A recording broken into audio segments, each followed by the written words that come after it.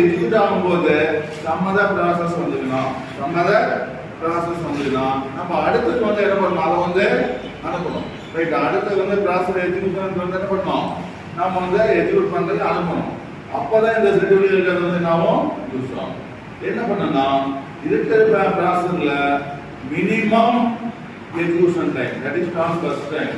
Burst, BURST, burst time or execution time. Technically சொன்னாங்கன்னா name வச்சுட்டான்.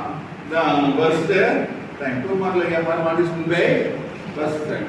That is time taken by the processor, time taken by the CPU to execute the particular process.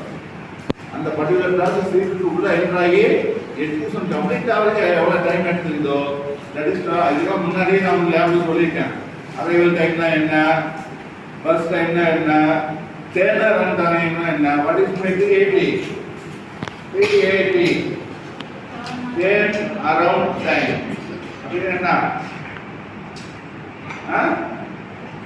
ஒரு process வந்து ready க்யூல வருது, first வந்து எங்க arrive ஆகுது, ready க்யூல arrive ஆகுது, அது எங்க கம்ப்ளீட் ஆகுது, ப்ராசஸ் சீக்வல்ல எக்ஸிக்யூட் ஆகி முடிக்குது.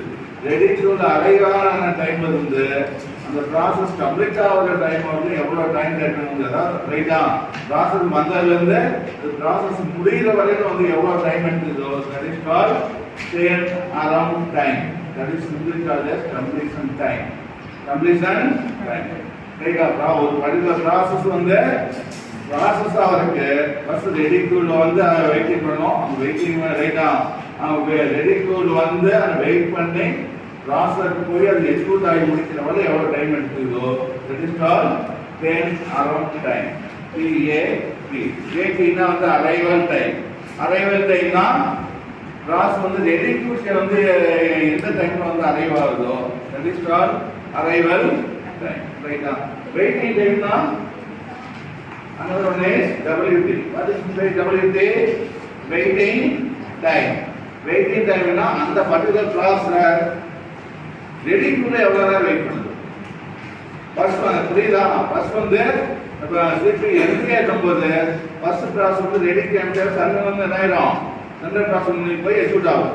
அது எக்ஸிக்யூட் ஆகும்போது 2-3 ப்ராசஸ் வந்துச்சுன்னா, 2-3 ப்ராசஸ் வந்து ரெடி க்யூல இருந்ததுன்னா ஏதோ ஒரு ப்ராசஸ் தான் வந்து அடுத்ததாக போகும்.